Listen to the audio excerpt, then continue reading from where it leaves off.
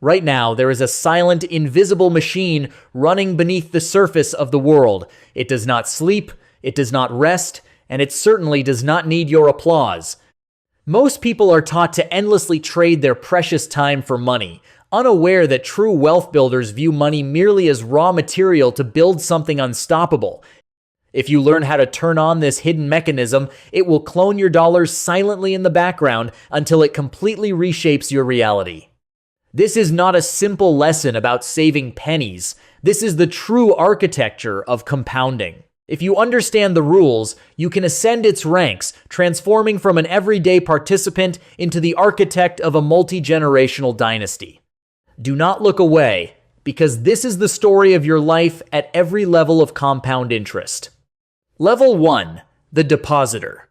You start with $4,200 sitting quietly in a standard savings account.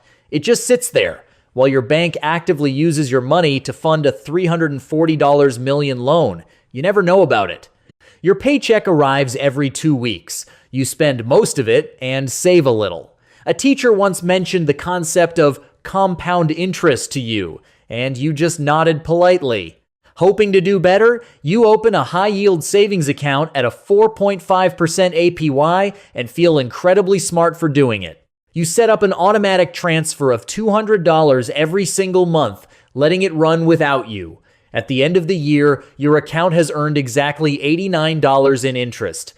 You stare at that number and it simply doesn't feel like enough. You are right, but this was never actually about the $89. It is about the mechanism you have just switched on. The machine is already running, and though you are merely a depositor, the gap between you and an investor is smaller than you think.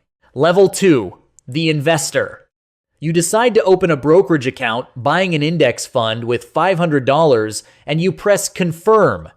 Knowing the S&P 500 has returned 10.5% annually over 80 years, you turn on automatic dividend reinvestment, so every payout buys more shares immediately. By month 12, you have $6,300 invested and $180 in gains. Suddenly, the market drops 6% in a single week, and your portfolio loses $300 overnight. Your hand nervously moves toward the sell button, but you stop, put the phone face down, breathe, and hold.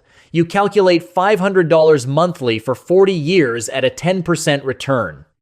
The number that flashes back at you is $3 million. You stop seeing money as something to spend and start seeing it as something that works. Every invested dollar is a dollar that silently clones itself without rest.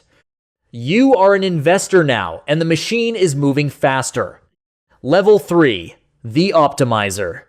You now have $47,000 in index funds and track your net worth every Sunday evening. You max out your Roth IRA at $7,000 a year for completely tax-free growth forever and contribute exactly enough to your 401k to capture the full employer match. Learning that a 1% expense ratio on $500,000 costs $360,000 in losses, you ruthlessly switch to Vanguard's 0.03% ratio and never look back. You strictly maintain an 80% equities, 15% bonds, and 5% international split, rebalancing every single quarter with zero exceptions. A friend asks about crypto, but you give them the boring answer: automate, diversify, and don't touch it. Compounding accelerates exponentially. The first $100,000 takes 8 years, the next takes 4, and the one after that takes 2.5. The rate hike cycle drops your portfolio by 19%, losing you $76,000 on paper, but you quietly add $600 more that month to buy the dip. You tell nobody. Building real wealth is invisible, boring, and mostly discipline. You are a wealth builder, optimizing every decision. Level 4. The capital allocator. Your net worth passes $1.2 million, and the system changes as new doors open quietly. You are now legally an accredited investor, and the private market appears for the first time. A private equity co-investment arrives on your desk, a $50,000 minimum, a 5-year lockup, and a projected IRR of 20%. You understand the 2 and 20 waterfall structure, where managers take 2% annually and 20% of profits above the hurdle. After reading every page, you wire $50,000 with no hesitation. You enter a private credit fund with senior secured loans at 12% floating quarterly distributions. These are illiquid, but you finally understand the risk premium you are being paid explicitly for giving up liquidity. Your portfolio now aggressively earns through 4 distinct mechanisms simultaneously: equity, dividends, private credit, and depreciation offsets. You are a capital allocator, accessing entirely different games because it required capital to access capital. Level 5, the architect. The next level does not ask what you want, it asks who you know. At $6.4 million, you contact a wealth management firm or family office where the minimum to get through the door is $5 million. They immediately offer pre-IPO access, structured notes, and closed hedge fund allocations. Because of careful planning, your effective tax rate this year drops to 11%. It took 6 weeks to meticulously structure opportunity zones, charitable remainder trusts, and a Delaware holding structure. The wealthy do not just have more money, they access a completely different financial system. You seed children's 529 accounts with $150,000 each at birth. Compounding at 7% over 18 years, those accounts naturally become $510,000 before they even finish school. Compound interest stops being personal finance and morphs into structural power. You are building wealth that builds wealth for people not yet born. You are the architect. Level 6, the systemic participant. Your family office now manages $40 million, and you sit on 2 private company boards. You didn't seek them out. Capital at this scale simply creates proximity. You co-sponsor a $20 million venture fund, where your name is on the term sheet but deliberately left off the press release. You casually have dinner with a former Treasury Secretary, an event arranged by someone else entirely. Capital creates undeniable proximity to power, whether you want it or not. Compound interest at this scale is a mechanism of pure economic stratification. When the market drops 30%, you have the liquidity, time, and absolute insulation to treat it as a massive buying event. People without your buffers panic and sell at the bottom, and their loss moves through the system until some of it reaches you.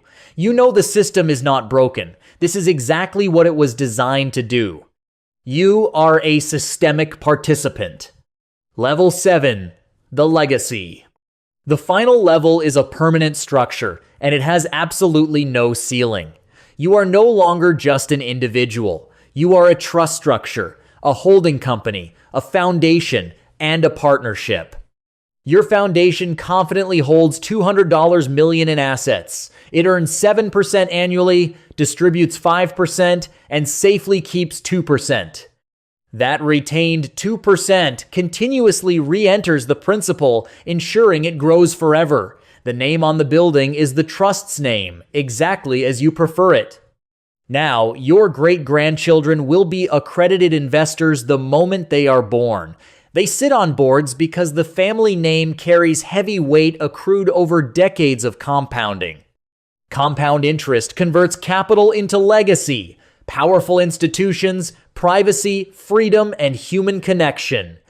The compounding at this level is entirely structural and operates without your name, your presence, or your attention. The machine does not need you anymore, and it hasn't needed you for a very long time. This is the ultimate destination, and yet, somewhere this morning, a 23-year-old walks into a gleaming glass tower for the very first time. He opens his first brokerage account and proudly sets up a $200 automatic transfer. He feels incredibly smart, genuinely thinking this is just about financial security, retiring comfortably, and building a better life for himself. He does not know yet that the $200 is not the point. The mechanism is the point. It was always about the mechanism, but if he stays the course, eventually he will understand.